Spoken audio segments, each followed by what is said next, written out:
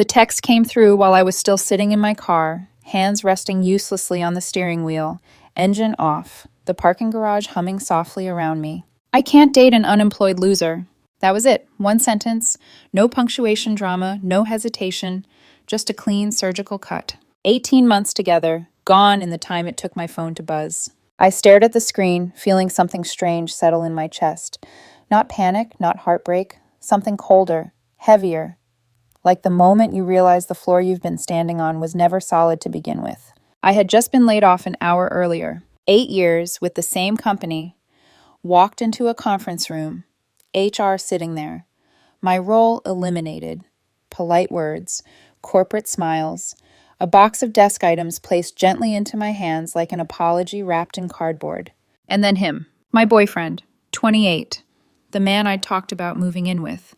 The man who'd met my friends, laughed with my family, talked about someday like it was a shared destination. Gone. Not because I cheated, not because I lied, not because I stopped loving him, because my paycheck disappeared. I didn't cry, I didn't beg, I didn't explain, at least not the way he wanted.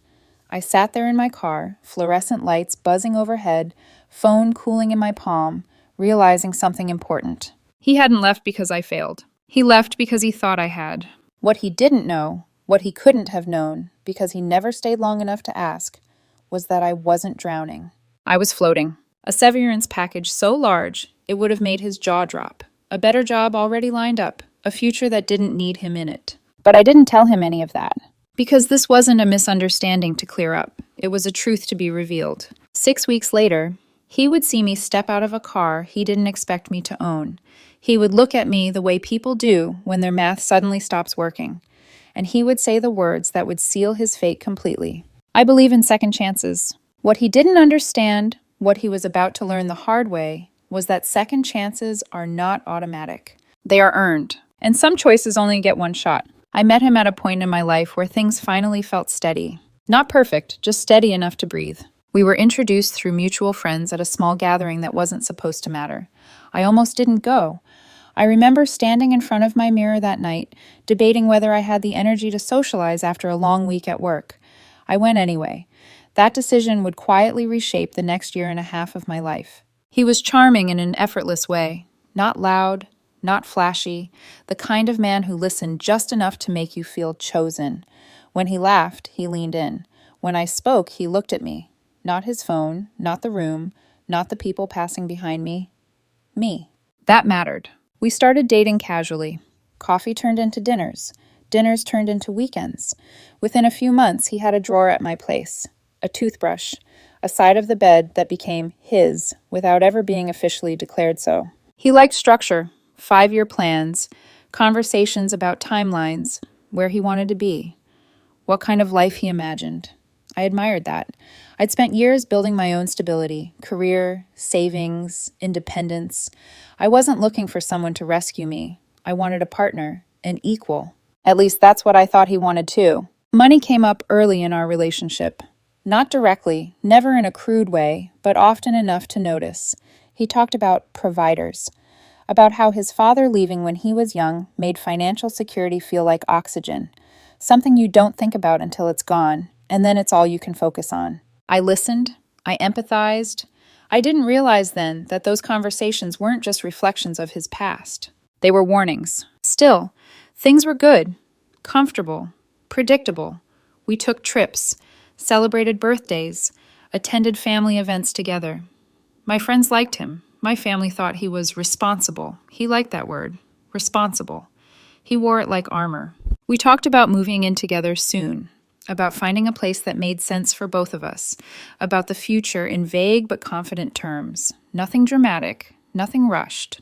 18 months passed quietly, and maybe that was the problem. Because when life stayed smooth, he seemed secure, affectionate, present. But looking back, I can see the cracks forming in the background. The subtle way his mood shifted when I talked about burnout, the way he stiffened when I mentioned layoffs happening in other departments at my company, how quickly he changed the subject when uncertainty crept into the conversation. I didn't connect those dots then. I thought love was about consistency, showing up, being there even when things weren't perfect. I didn't realize he saw love as conditional, that it was something you qualified for, maintained, earned monthly. So when my company started restructuring, when contracts were lost and leadership quietly exited, I prepared, updated my resume, took interviews, built a safety net without making a big deal about it. I didn't want to worry him over something that hadn't happened yet. I thought I was being responsible. The day I lost my job, I called him from the car, voice calm, honest, expecting support, or at least time. What I got instead wasn't shock. It was judgment. And in that moment, everything we had built, every shared plan, every promise wrapped in the word future, collapsed under one brutal realization. He didn't love me. He loved the version of me that never needed help. The signs didn't arrive all at once. They never do. They showed up quietly, disguised as concern, as practicality, as just being realistic. Before the layoff ever happened, my company had already started to feel unstable. Contracts disappeared. Meetings got shorter. Senior people I trusted quietly updated their LinkedIn profiles and vanished without goodbye lunches. I mentioned it to him one night over dinner, casually, the way you do when you're just thinking out loud. He didn't ask how I felt. He asked how secure my position was. "Do you think your role's safe?" he said, fork paused midair. "I think so," I replied, "but nothing's guaranteed." That answer seemed to bother him more than it should have. His jaw tightened. He nodded, but it wasn't reassurance. It was calculation. After that, the comments started slipping in, subtle at first. "Stability is really important to me. I just don't want to end up struggling later. I've seen what happens when people don't plan ahead." They weren't accusations. They were disclaimers, spoken carefully, like he was laying groundwork instead of throwing punches. When I told him I'd started interviewing, quietly, just to be safe, he didn't congratulate me. He asked what the salaries were, whether they were lateral moves or real steps up, whether the title sounded impressive. Once, when I mentioned feeling exhausted from carrying the pressure of work, he laughed lightly and said, "That's adulthood. You can't just step off the treadmill." Something in that sentence stayed with me, not because it was cruel, but because it was revealing. I started noticing how often his affection spiked when things were going well for me. When I mentioned bonuses, wins, recognition, he seemed lighter then, warmer, proud in a way that felt less about me and more about what my success represented. But when I talked about stress, about uncertainty, he pulled back. He stopped saying "we" as much. Future conversations shifted from "when we move in" to "if things line up." He talked more about timelines, his expectations, his fear of wasting time. "I just know what I want," he said once, like it was a virtue that explained everything. I told myself I was overthinking it, that everyone has fears, that love doesn't mean blind optimism, that practical concerns don't cancel out real feelings.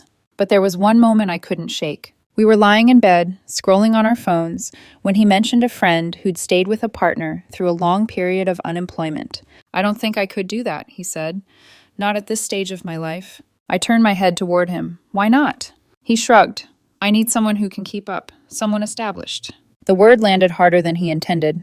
Established. As if love had a resume requirement. I remember staring at the ceiling after that, listening to his breathing, even out as he fell asleep, my mind running quietly in the dark. Something felt off. Not broken yet, but misaligned.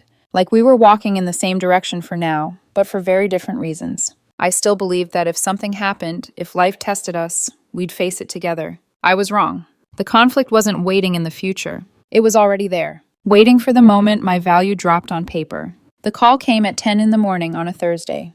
I remember the time because it felt oddly precise, like the universe wanted me to remember exactly when everything shifted. "Can you come by the conference room?" the director of operations asked. His tone was neutral, too neutral. "HR will be joining us." That was when I knew. People like to say layoffs come out of nowhere, but that's rarely true. I'd seen the signs for months, contracts drying up, budgets tightening, my direct supervisor quietly leaving 2 months earlier.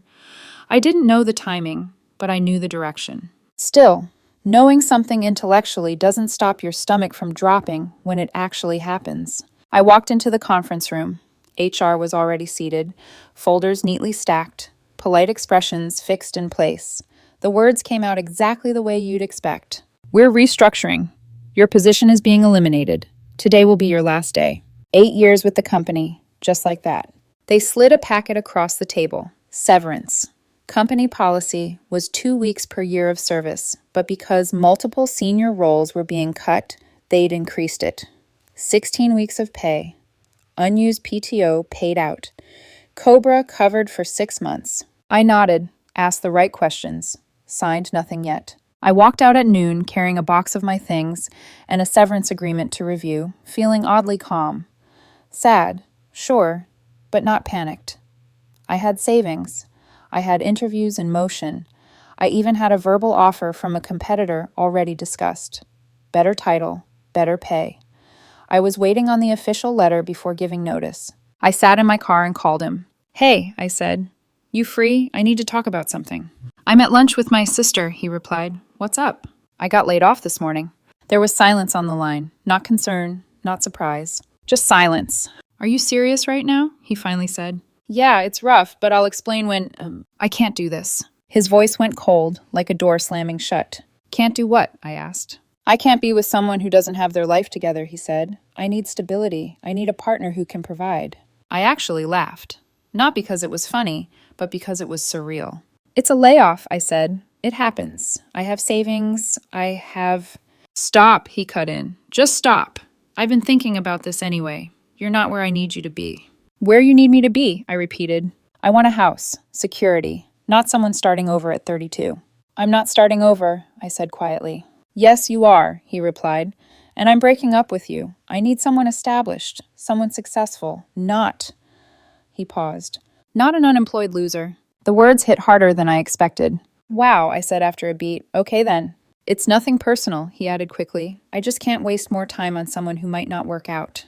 "Good luck with everything," he finished. Then he hung up. I sat there in the parking garage for 10 minutes, phone still in my hand, just processing. 18 months. Family dinners. Future plans. Gone in a 3-minute call because my job disappeared. I didn't cry. I wasn't even angry yet. I was disappointed. I went home, checked my email, and that's when I saw it. The offer letter had come through while I was being dumped. 6 weeks start date. Salary actually 40% higher once I saw the full breakdown. Better benefits, better title. I stared at the screen for a long time. Then I smiled. I didn't celebrate right away. That surprised me. You'd think seeing that offer letter, right after being called an unemployed loser, would have sparked something loud. Victory, anger, vindication. But mostly, I just felt steady. Like my feet had landed on solid ground again, even if the air around me was still unsettled. I closed the email, set my phone down, sat on the edge of my couch, and stared at the wall for a while. Then I did something very ordinary. I opened a beer. It wasn't a toast, it wasn't a flex, it was just a pause, a breath between before and after. The severance numbers kept replaying in my head. 16 weeks of pay, unused PTO paid out, Cobra covered. After taxes, it came out to just over $200,000. I'd known it would be good, but seeing the math laid out made it real. I wasn't scrambling. I wasn't desperate. I wasn't even unemployed in the way he imagined. 2 hours later, I was on the phone with a friend from college who works in finance. "I need advice," I said. He laughed. "That bad?" "No," I replied. "That good. I just don't want to mess it up." We talked through everything, calmly, methodically. I took about $80,000 from the severance and paid off my car outright. The balance dropped cleanly to zero. Then I wiped out every credit card. Another clean slate. 80,000 gone, just like that, but in the best possible way. The rest went where it made sense. High-yield savings, a diversified investment portfolio, enough liquidity to carry me comfortably through the 6 weeks before my new job started, plus a real emergency fund. By the end of the call, I had a plan. That night, I slept better than I had in months. Week 1 of unemployment didn't feel like failure. It felt like decompression. I slept in without guilt, worked out in the middle of the day, caught up on books I'd been meaning to read. I didn't tell many people what happened. I didn't feel the need to explain myself. That's when his shadow started to reach back in. His best friend texted me. "Hey, just wanted to check on you. I heard what happened." That was really harsh. I replied honestly, "I'm good. Thanks for asking." A minute later, "He's telling everyone you're broke and jobless. Just wanted you to know people aren't buying it." That was the first time it really clicked. He wasn't just done with me, he was rewriting me. In his version of events, he was practical, sensible, the one who made the hard but necessary decision. I was the struggling ex he'd outgrown. A week later, his cousin reached out. "You got a raw deal. He can be intense about money stuff. His dad leaving messed him up. Finances are a trigger. I read the message twice. Noted, I thought. Still not my problem. I spent the rest of those 6 weeks taking care of myself in a way I hadn't allowed before. I interviewed with 2 more companies, not because I needed to, but because I wanted to see my market value. Both offers came in higher than the one I'd already accepted. That felt good. Not in a petty way, in a grounding way. I traveled for a week, nothing extravagant. Just enough distance to remind myself that my life was bigger than a single relationship ending badly. By week 5, I felt like myself again. That's when I bought the car. Nothing wild. A certified pre-owned Tesla Model 3. Something I'd always wanted. Something I could afford outright now, especially with free charging at my new office. $52,000. Paid in full. I picked it up on a Saturday. And that's when the universe decided it was time for the next act. I didn't plan to run into him. That part matters. I'd stopped at a coffee shop near my old apartment, the kind of place I used to go on autopilot before life split into before and after. I parked, stepped out of the car, and felt that small, private satisfaction again, the quiet kind that doesn't need witnesses. Then I saw him. He was sitting outside at one of the metal tables with his sister, laughing, relaxed, untouched by the way he'd detonated my life 6 weeks earlier. He noticed the car first. I saw the moment his brain stalled, the double take, the squint, the slow realization as I closed the door and walked toward the entrance. When his eyes finally landed on me, his jaw dropped. Literally dropped. I nodded politely. Nothing more. Inside, I ordered my coffee. I could feel his stare through the window the entire time. When I came back out, he was still watching. "Nice car," he called out. "Thanks," I replied, already walking past. "Wait, can we talk for a second?" I stopped, turned, "Make it quick." He stood up. His sister suddenly found her phone very interesting. "Wow, a Tesla. That's amazing," he said, smiling too fast. "So, your severance package must have been good." "It was," I said. "Used it smart." "That's great," he said quickly. "Really happy for you." The smile didn't reach his eyes. "So what are you doing now?" he asked. "Still looking?" "Start my new job Monday," I replied. "Senior director role. Better than the old place." His face did something complicated all at once. Shock, regret, panic. Wow, that's incredible." There was a pause. "Look," he said, lowering his voice, "I know we left things badly. You dumped me and called me an unemployed loser," I said calmly. His sister coughed. "I was emotional," he rushed. "I didn't mean—" "Yes, you did," I said. "But it's fine. It worked out." "I've been thinking about you," he said quickly. "About us?" "I made a mistake," he said. "I was scared. I overreacted." He reached for my arm. "I believe in second chances." I looked down at his hand, then back at his face. "No." He blinked. "What?" "I don't date people who think love comes with conditions," I said. "You showed me who you are when things got hard. I believe in second chances for people who deserve them. You don't." His face flushed. "Are you serious after everything we had?" "Everything we had lasted until I lost my job," I replied. "That's not everything. That's barely anything." "I made one mistake." "You made a choice," I said. "A calculated one." "You're being cruel," he snapped. "I'm being clear," I said. "We're done. Enjoy your coffee." I got in my car and left. In the rearview mirror, he was still standing there. 2 weeks later, I started my new job. It was great. Solid team, interesting work, no chaos. That's when he lost his mind. Monday night, a text at 11. "Still thinking about what you said." "You're right. I screwed up. Can we talk?" I didn't respond. Tuesday. "I know I hurt you. I miss you. I miss us." Nothing. Wednesday. "You're really going to ignore me? That's mature." Thursday, 3 missed calls. A voicemail. "I'm at the restaurant where we had our first date. Thought maybe you'd want to come by." Who does that? Friday night, I was at a work happy hour with my new team when he walked in with his friends.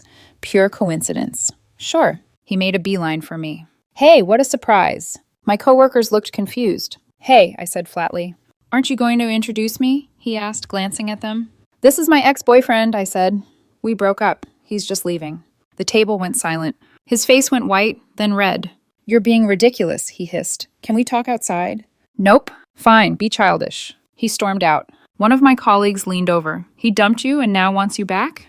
"Pretty much." "Classic," he said. "Some people only want you when you're valuable." Saturday morning, I woke up to 23 texts. Highlights included, "You embarrass me. You've changed. Withholding closure is emotional abuse." I blocked his number. Sunday, his sister texted, "He's going through a lot. He really did care about you."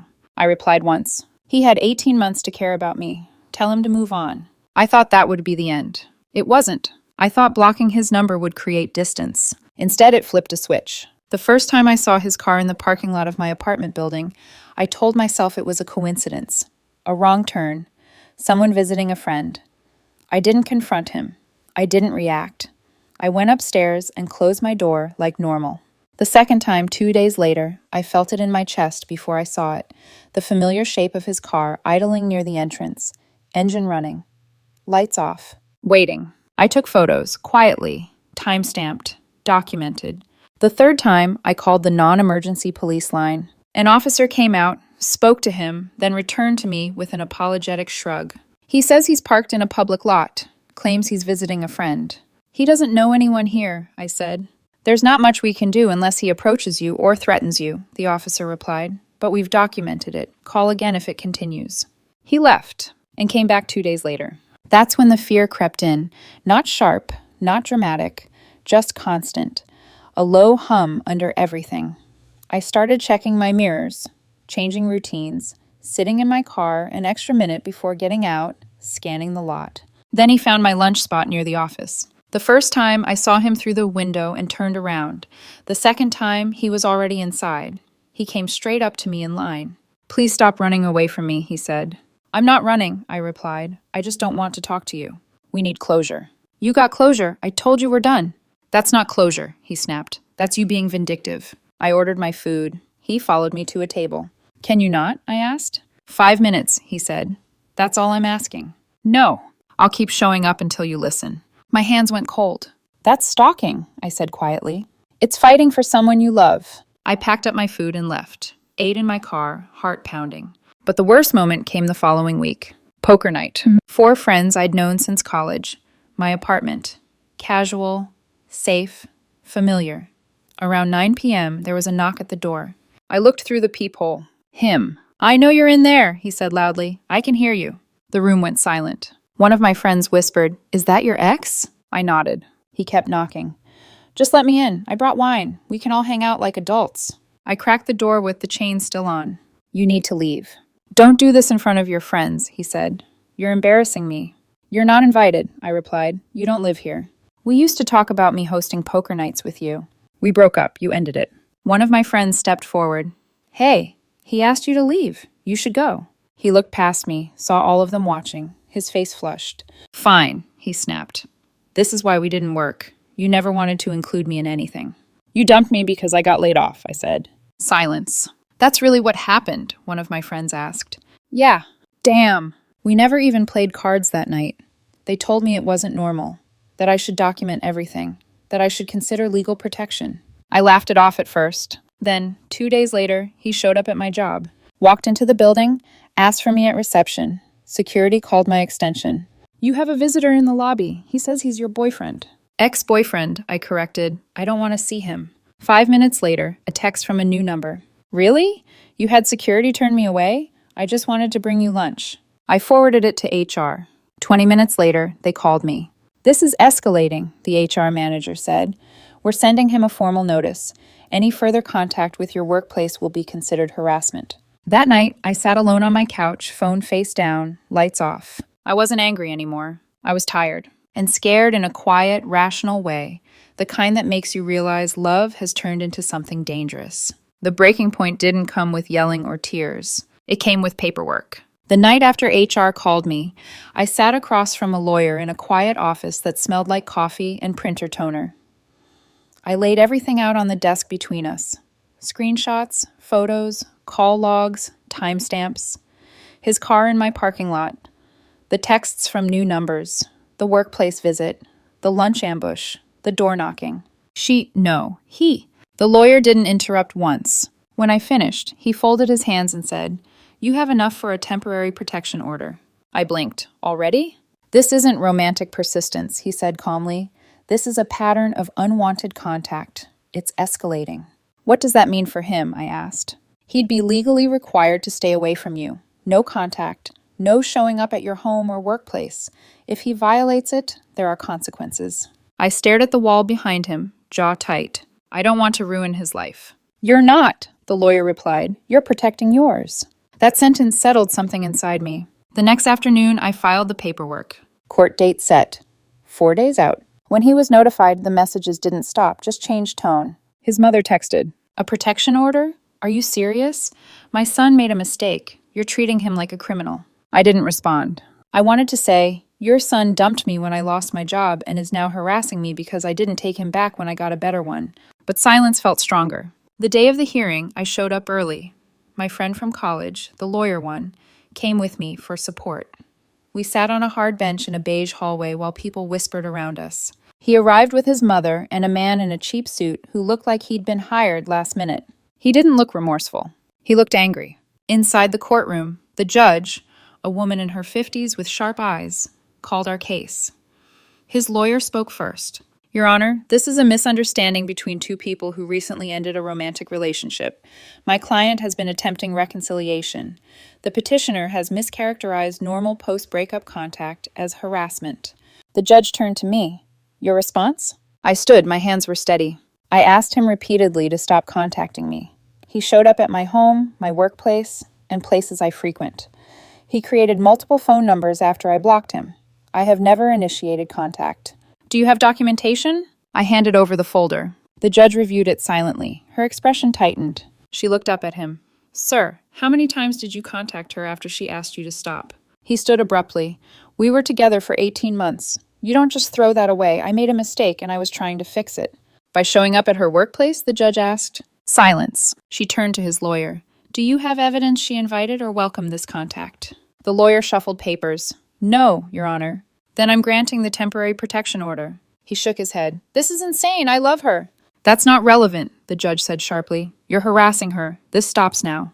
The order was clear. No contact, no proximity, 1 year. When it was over, his mother tried to approach me in the hallway. My friend stepped between us. "You got what you wanted," she snapped. "I wanted to be left alone," I replied. "That's it." Outside, the air felt lighter. Not triumphant. Just quiet. The silence afterward was immediate. Not dramatic, not loud. Just empty. No text lighting up my phone. No unfamiliar numbers. No car waiting in the parking lot when I came home. For the first time in weeks, my space felt like mine again. At work, everything settled quickly.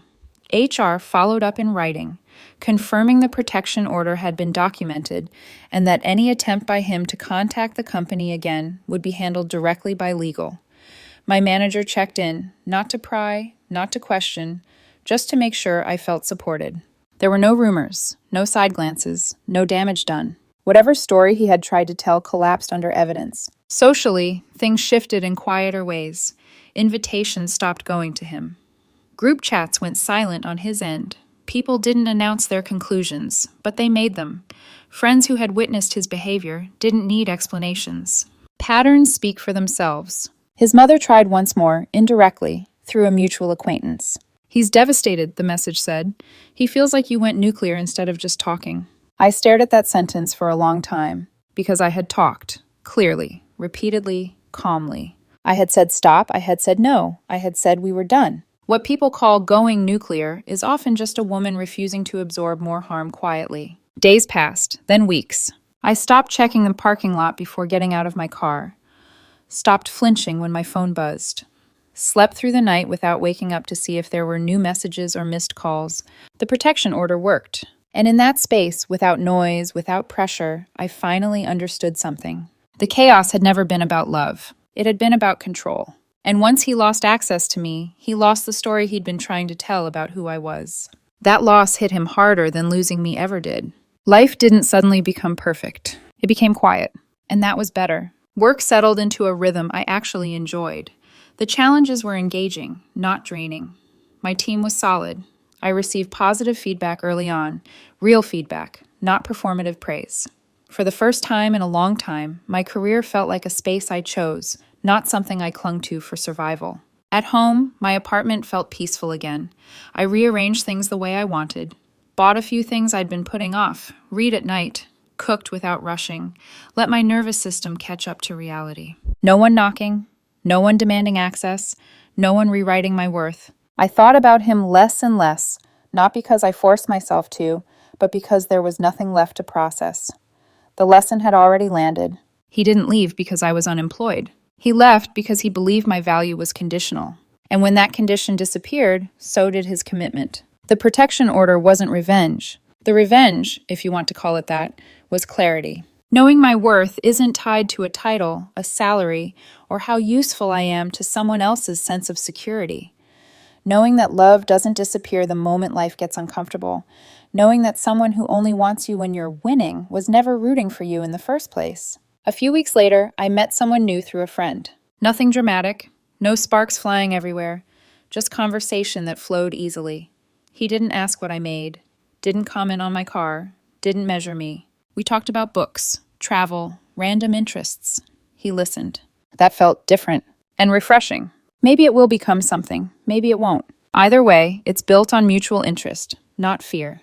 And that's the point. Some people think consequences are cruelty. They're not. They're boundaries finally being enforced. To anyone watching this story and wondering if protecting your peace makes you heartless, listen closely. There is nothing cruel about choosing yourself after someone proved they wouldn't choose you when it mattered. He called me an unemployed loser on the worst day of my career. I didn't destroy his life. I just refused to let him back into mine. And that made all the difference. If you've made it this far, thank you for staying with this story. Not because it was dramatic, but because it was real. A lot of people hear stories like this and focus on the surface, the job, the money, the protection order, the ending. But the truth is simpler and harder to accept. People show you who they are when life stops being convenient. Someone who walks away the moment you stumble was never walking with you to begin with. They were walking alongside you, as long as it benefited them. Choosing yourself after that isn't bitterness. It isn't cruelty. It's self-respect. If you've ever been made to feel disposable because you hit a rough patch, if someone only valued you when you were useful, if you had to enforce boundaries just to breathe again, you're not alone and you're not wrong. Thank you to everyone who shared their own stories in the comments. I see you. I'm team you on this. If this story resonated, let me know below. Share it with someone who needs the reminder. And if you want more stories like this about boundaries, consequences, and choosing yourself when it matters most, don't forget to like, subscribe, and stay with the channel. Take care of your peace. It's worth protecting.